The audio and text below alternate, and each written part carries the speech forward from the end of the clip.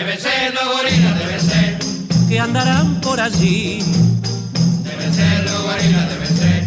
Que andarán por aquí. Deben ser los gorilas, deben ser.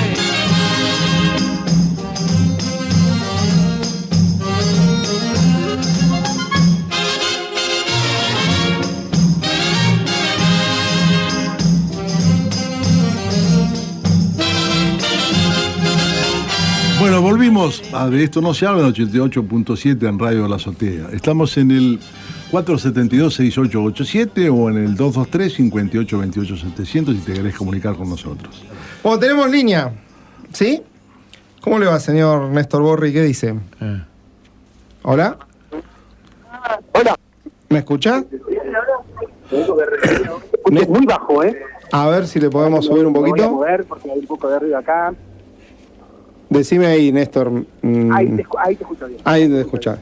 Bueno, estamos hablando con Néstor Borri, que es el presidente del Centro Nueva Tierra, que hoy van a presentar en la Fundación CEPES de 9 de julio 4521, Factor Francisco. Un espacio de debate y reflexión está planteado sobre la figura del Papa Francisco y se enfocará en temas de relevancia nacional e internacional. Bueno, Néstor, ¿cómo te va? Buenas tardes. Gabriel Fernández, Julio Dauro, Rubén Novelo y Mili Benza te saludan.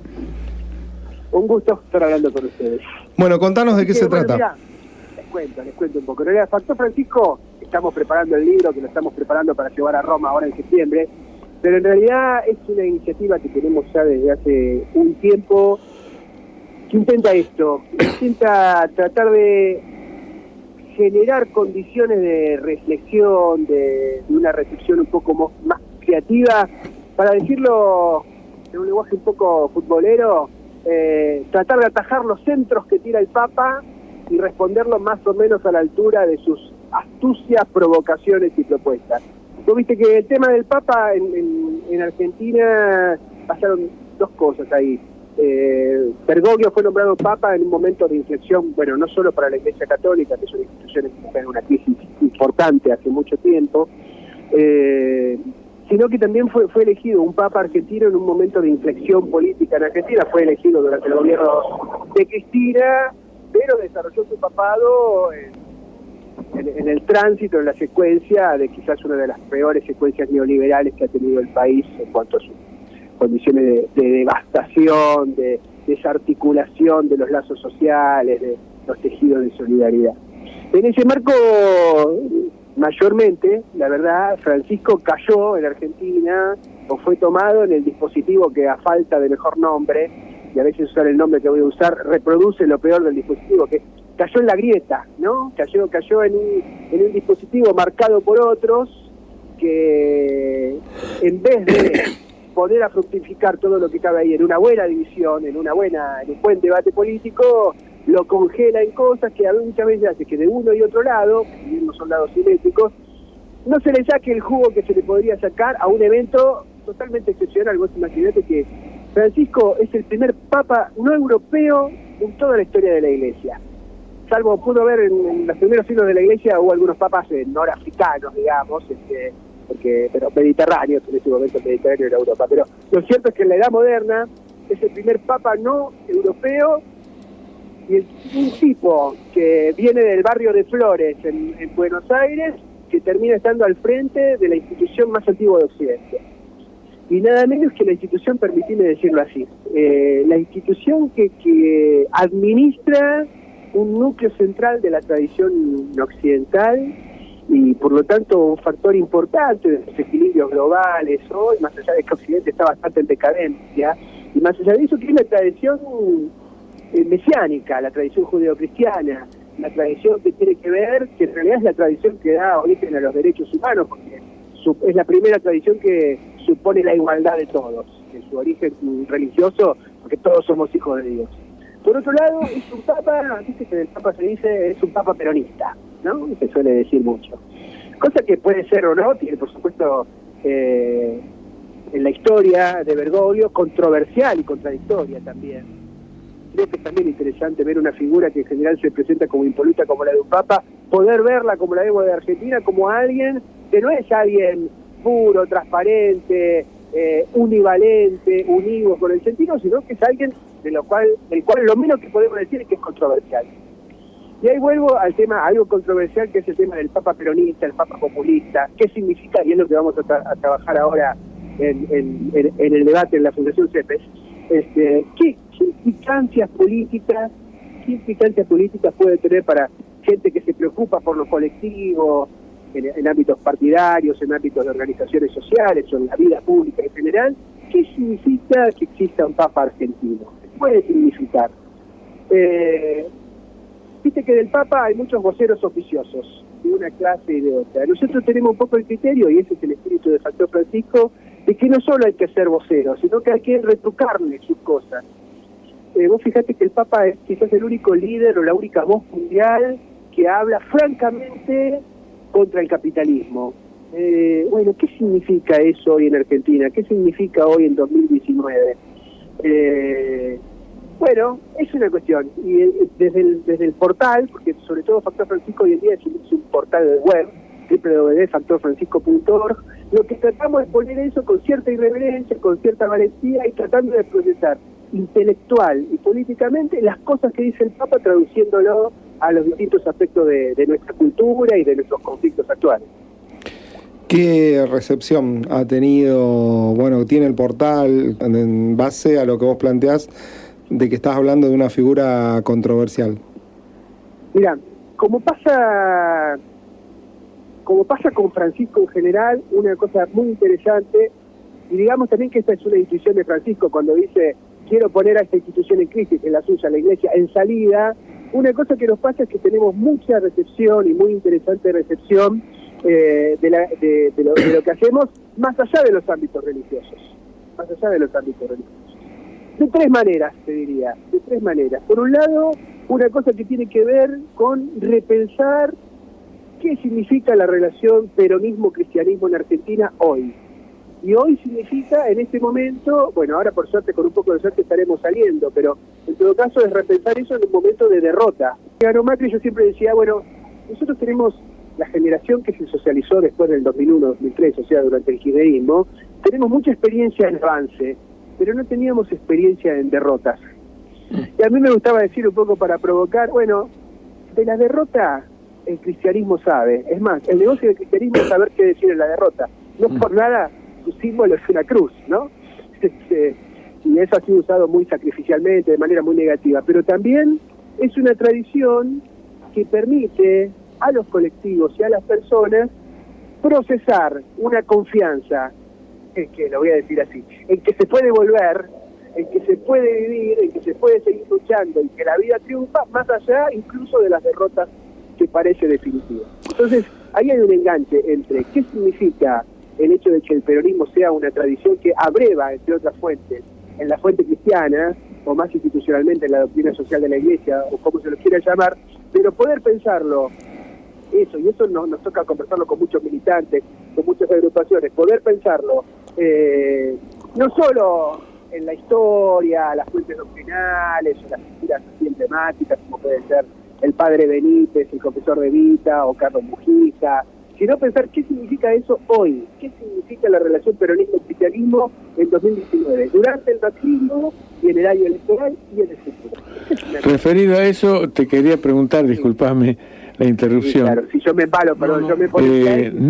No, era por lo siguiente, porque te escuchaba muy atentamente y la reflexión que hacías compartía casi todo. Me extrañó un poco cuando decías que el Papa está en contra del capitalismo. Digamos que yo lo veo más como contra la globalización, contra lo peor del capitalismo. ¿No te parece? Sí. Bueno, obviamente, esa es la línea oficial y nuclear y tradicional de la doctrina social de la Iglesia del siglo XIX, principio del siglo XX, ¿no? Que no es muchas veces también lo que se le criticaba, o sea que la doctrina social de la Iglesia no enfrenta al capitalismo, sino que promueve un capitalismo con rostro humano, como si fuera un muleto contra el avance del socialismo, pero que finalmente reproduce el capitalismo. Sí. Ahora, si vos mirás lo que dice el Papa argentino, Si uno mira a un papa argentino, tiene que ver a una persona que tiene rasgos políticos que vienen de Argentina, entre ellos una gran astucia, en el mejor sentido de la palabra. Es muy, por supuesto, no va a salir de decir, incluso hay encíclicas muy críticas, como es la Laudato Si, la encíclica ecológica, que ni siquiera dice la palabra capitalismo. Sí. Pero si vos ves cómo hace una crítica respecto al poder financiero, qué planteos hace cuando sí, no hay duda, los bienes sí. comunes, etcétera, eso es una crítica al capitalismo feroz. Y por otro lado, lo ha dicho, no en sus escritos, sino en las entrevistas, etcétera.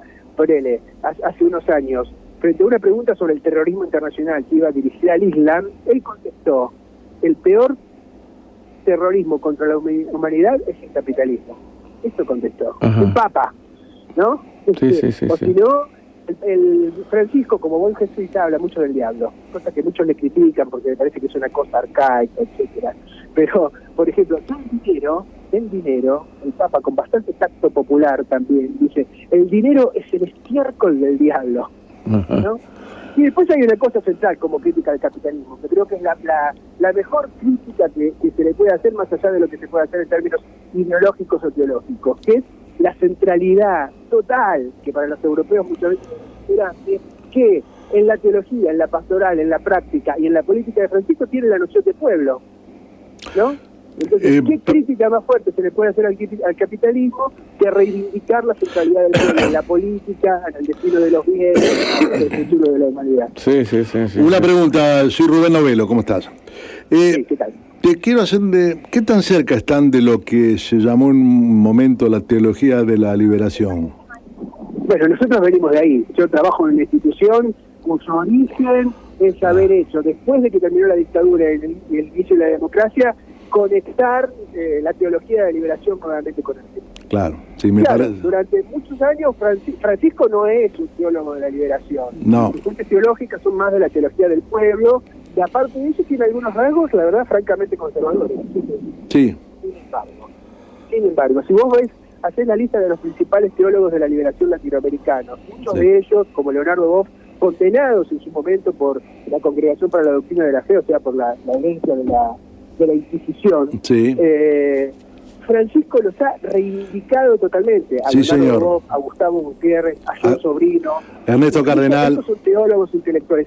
Te iba a decir justamente a Ernesto Cardenal, que no solo teólogo, sino que fue funcionario, ministro Sí, es cierto. de la Revolución Triunfante, ¿no? Y los Sí. ha reivindicado a todos. Y a veces pasa una cosa, yo soy bastante amigo de Leonardo Boff, lo conocemos bastante, ¿eh? Leonardo es un papista extremo, que a veces te da ganas de decirle: bueno, Leonardo, vos no eras teólogo de la liberación. Está bien. ¿No? Y casi, Claro. él que es de formación más de izquierda, más marxista, digamos, Sí, claro. estaba más peronista que yo. Entonces Sí. yo diría: bueno, ¿qué pasa? Está ¿Qué bien. pasa? Entonces ahí hay algo. Ahora, hay algo que sigue también. En el fondo son todos peronistas. ¿Cómo hacías? Y todos peronistas. Bueno, Habría que reeditar Cristianismo y Revolución. Bueno, lo que hay que ver es esto, me parece. El papado de Francisco es un momento de universalización del peronismo. Nosotros, que somos una experiencia periférica en política, en iglesia, en civilización, somos llevados por Francisco a uno de los pilares de la universalización, para bien y para mal. Porque la globalización tiene su origen en la catolicidad. Y al mismo tiempo, la crítica de la globalización también tiene un pilar en la catolicidad. Entonces, el papado de Francisco, y lo que él dice, nos tiene que servir a los que podemos sentir alguna cercanía con la doctrina peronista y con la práctica peronista, como ver, bueno, dentro de decirle algo al mundo, pero también en su momento para hacer acá algo que tiene que ver no solo con la política, porque también la presencia de Francisco habla de lo que la política tiene, no solo de momento transformador, de emancipación, etcétera, sino de algo que además está en la fuente del peronismo, que es un momento redentor. Porque si algo hace que el peronismo sea una experiencia persistente en la memoria, en la identidad, en las tradiciones políticas de nuestro pueblo, es que en sus distintos momentos de avance tuvo un contenido redentor, ¿no? Y esto, que es una palabra media ajena, ¿no?, a la progresía política que a veces atraviesa incluso al peronismo, es una cosa muy linda para mí muy linda, muy desafiante, y te diría más indispensable para pensar. Es todo un desafío, ¿verdad? Cierto eso. Néstor, tenemos que... porque el tiempo, como sabes, en los medios es medio tirano. Entonces, a las 19 en la Fundación CEPES, 9 de julio, 45-21. ¿Está bien? Exactamente. Bueno, nos vamos a ver por ahí. Yo en un rato me doy una vuelta por allá. Te mando un abrazo grande y gracias por haber participado en De Esto No Se Habla. Gracias, Muchas gracias a ustedes. Hasta Gracias. luego. De esto no se habla, un programa que explora los silencios, los incómodos, culposos silencios que se producen cuando no nos atrevemos a hablar. De esto no se habla. 15 años de Radio de la Azotea. Radio Bonita es la que lucha.